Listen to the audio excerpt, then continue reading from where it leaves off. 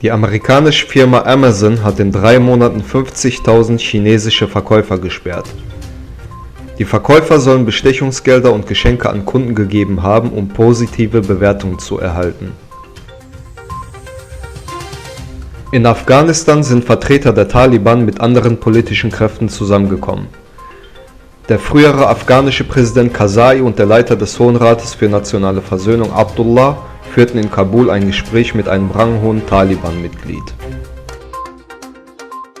China benutzt den Abzug der USA aus Afghanistan gegen Taiwan. Träumt nicht den Traum der Unabhängigkeit, indem ihr der USA vertraut, lautet die Mitteilung. Die Kommunistische Partei publizierte einen Artikel in ihrer Zeitschrift mit dem Titel „Taiwan soll sich ein Beispiel an Afghanistan nehmen“. Forscher haben zum ersten Mal Fossilien großer Riesendinosaurier in der Flugsaurierfauna Hami in Ostturkestan entdeckt. Aufgrund der Erosion der freigelegten Oberfläche der Fossilien verblieb nur ein Teil der Wirbelkörper mit gebrochenen Oberflächen in den 3 Exemplaren. Die Gesamtlänge der 6 Halswirbel des Seidenstraßen-Titanosauriers beträgt etwa 3 Meter. Forscher schätzen, dass die Körperlänge des chinesischen Seidenstraßen-Titanosauriers mehr als 20 Meter betrug.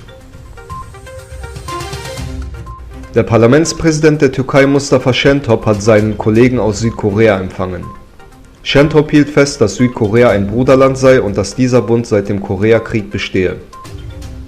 Der südkoreanische Parlamentspräsident hingegen erinnerte daran, wie die Türkei Südkorea im Krieg unterstützte.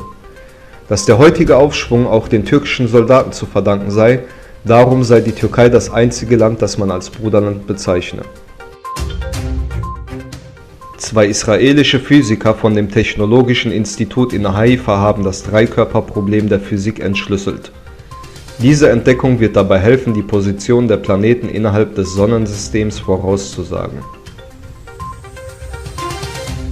Usbekistans Außenministerium teilte mit, dass sie in Kontakt mit der Taliban-Führung stehen und Grenzüberschreitungen nicht dulden werden. Außerdem teilte das Außenministerium der Vereinigten Arabischen Emirate mit, dass der ehemalige Präsident Afghanistans Ghani und seine Familie politisches Asyl erhalten.